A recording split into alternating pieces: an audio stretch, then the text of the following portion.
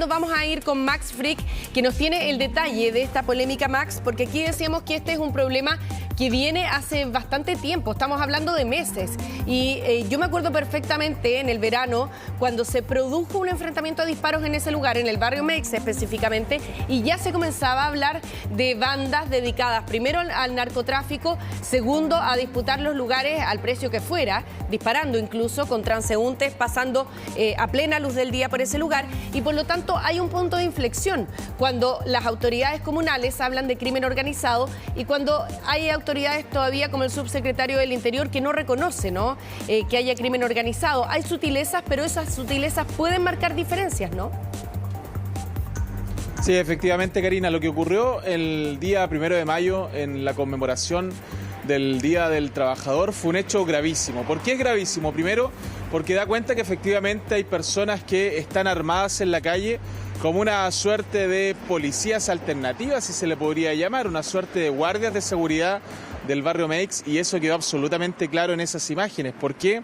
Porque al ser detenidos estos sujetos, dos extranjeros de nacionalidad venezolana y colombiana, pese a que no se pudo encontrar el arma en su poder, sí habían cámaras de seguridad que daban cuenta de estos sujetos haciendo uso de estas armas de fuego para defender a algunos comerciantes que estaban sufriendo saqueos, luego que un grupo minoritario de encapuchados se descolgaran de una marcha alternativa que se había producido en la estación central, y lamentablemente esto desencadenó en todo lo que ya sabemos, el estado de extrema gravedad de una joven periodista del Canal 3 de La Victoria, quien está con muerte cerebral en la posta central, luego que un disparo le diera en su cabeza. Es un hecho tremendamente grave y que expone evidentemente que este barrio comercial tiene de todo. Tiene trabajadores honestos que van, pagan sus impuestos, pagan permisos municipales para poder establecerse con algunos puestos en la calle, pero existen otros que al parecer están totalmente fuera de la ley y pagan estos servicios, que es lo que se presume, estos servicios de una suerte de vigilantes privados armados que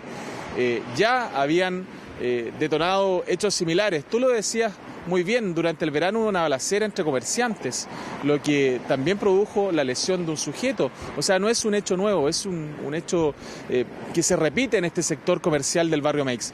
Lo cierto es que esto además produjo una polémica porque durante la audiencia de formalización de cargos, una vez que se detuvo a estas dos personas sindicadas como los autores de estos disparos injustificados en la vía pública, se cuestionó un poco la medida cautelar solicitada por el Ministerio Público y también por los abogados querellantes en torno a un arresto domiciliario total. Bueno, algunas autoridades consideraron que esto era poco, que debía haberse solicitado tal vez una prisión preventiva. Lo cierto es que hay que atenerse también a las penas que tienen este tipo de delitos y también a otras características. Por ejemplo, el riesgo para la sociedad de la libertad de estas personas también puede ser un elemento a considerar si es que están disparando en la calle cuando efectivamente lesionan a una persona. No se ha podido comprobar que sean ellos. Hay una persona que estaría detenida, de hecho, por este crimen y que fue capturada ayer en la población La Victoria, en Pedro Aguirre Cerda. Pero aún así es tremendamente grave que existan personas con armas haciendo uso de estas en la calle. Vamos a escuchar esta polémica que se generó ayer en el tribunal, luego que no se solicitara esta medida cautelar de prisión preventiva para los dos primeros detenidos por portar armas en esta disputa que se produjo ahí entre comerciantes y manifestantes en el barrio Meix. Escuchemos. Ocasión de la marcha convocada por el Día del Trabajador, algunas personas se habrían descolgado de esta marcha y se habría producido un enfrentamiento con los comerciantes ambulantes de las calles Exposición y San Alfonso. Habrían repelido estos ataques efectuando disparos hacia las personas que estaban efectuando estos desmanes. En ese contexto es que se produce la lesión por impactos balísticos de 3 personas que se encontraban participando de esta manifestación, de esta marcha. Ahora, lo que llama la atención en toda esta audiencia de control de detención que se realizó ayer de las dos personas que fueron acusadas y detenidas por haber disparado, esa es la acusación que pesa sobre ellos, es que la jueza Paulina Moya deja en evidencia la situación. Y yo creo que también la deja en evidencia, Max, poniéndose un poco anticipándose a la polémica que podía venir con lo que estaba pasando dentro del tribunal.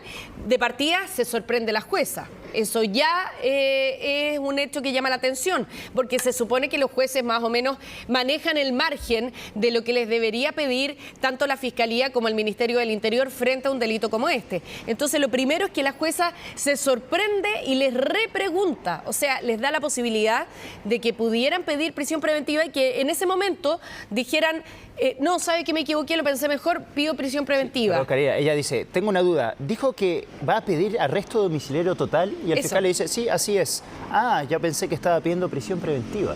Claro, se lo sugiere.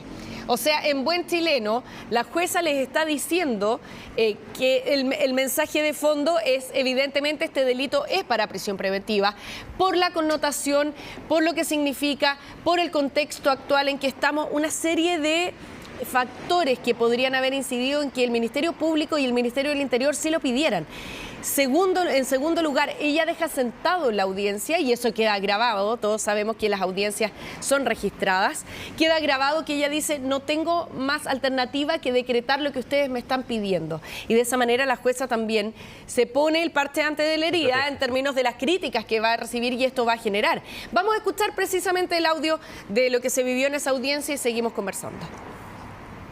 Haciendo presente que el tribunal no puede imponer una medida cautelar más intensa como sería la prisión preventiva si los intervinientes no la han solicitado.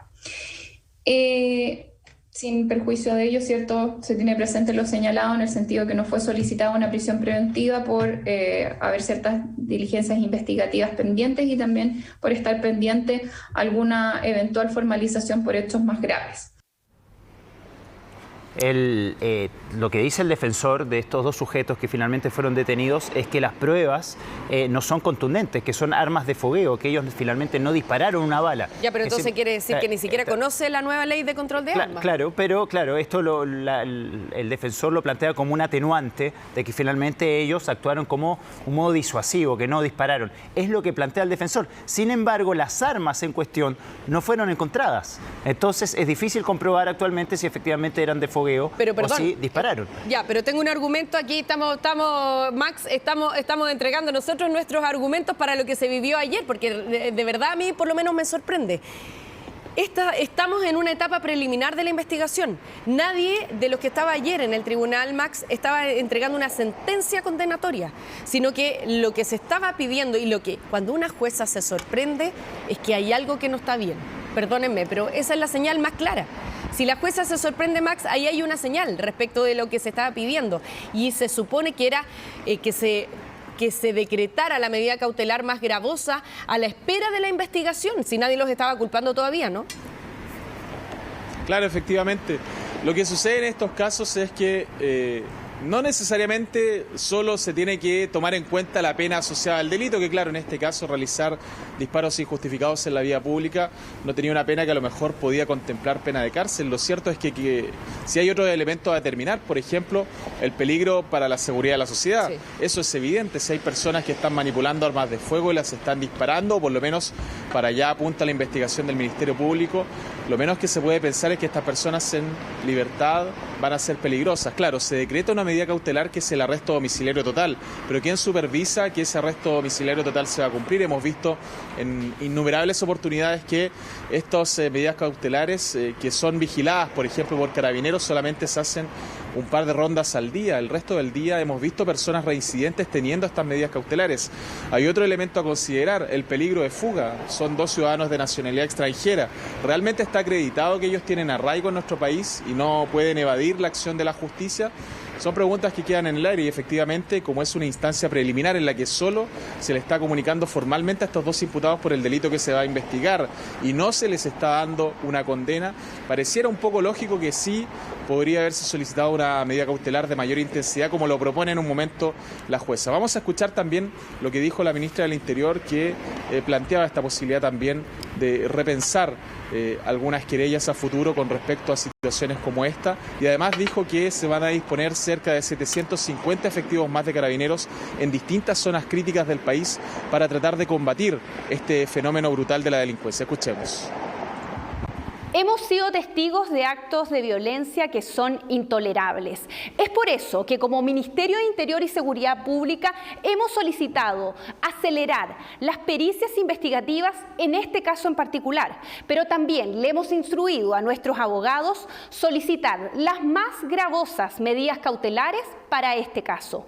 Así también existe un equipo especial de la PDI trabajando junto al fiscal para poder encontrar a los responsables. Bueno, vamos a quedar muy atentos, Roberto, Karina, a lo que va a pasar durante esta mañana, porque la Policía de Investigaciones habría detenido presuntamente al autor del disparo que lesionó a esta víctima de 29 años que por estar cubriendo esta manifestación en la zona de la Alameda, en el bandejón central, lamentablemente recibe este disparo que ya tendría, por lo menos en la práctica, un autor detenido que va a ser formalizado probablemente esta jornada por ese delito de homicidio frustrado, puede ser, o lesiones graves. Hay que esperar la evolución de Francisca Sandoval, que sigue hospitalizada en la posta central, lamentablemente de extrema gravedad su condición y con muerte cerebral. Así que vamos a ver qué pasa esta jornada con la audiencia de control de detención de este sujeto, que además, curiosamente, fue detenido también en la población La Victoria. Eso es un elemento que llama la atención. Es una persona que es del mismo sector donde esta joven trabaja y cumplía funciones para el Canal 3 de ese sector de Pedro Aguirre Cerda. Bueno, nos vamos a quedar a la espera de esa audiencia de control de detención, pero también a agregar que las declaraciones de la ministra del Interior se producen pasadas las 11 de la noche y que durante la audiencia el Ministerio del Interior, que también era parte querellante en este caso, argumentó que era suficientemente gravosa el arresto domiciliario como para asegurar que los involucrados en este caso y los acusados de haber disparado comparecieran ante la justicia. Así que esa fue la posición inicial del Ministerio del Interior. Claramente hubo algunos llamados telefónicos después, algunas conversaciones y se cambió la posición, y después a las 11 de la noche la ministra Isquia Siches anuncia que el Ministerio del Interior va a pedir que se entreguen las medidas cautelares más gravosas que contempla nuestra legislación en contra de las personas que están siendo acusadas. Así que evidentemente hubo un cambio de actitud en términos del gobierno también. Muchas gracias, Max, por este recuento. Buenos días. Gracias, Max.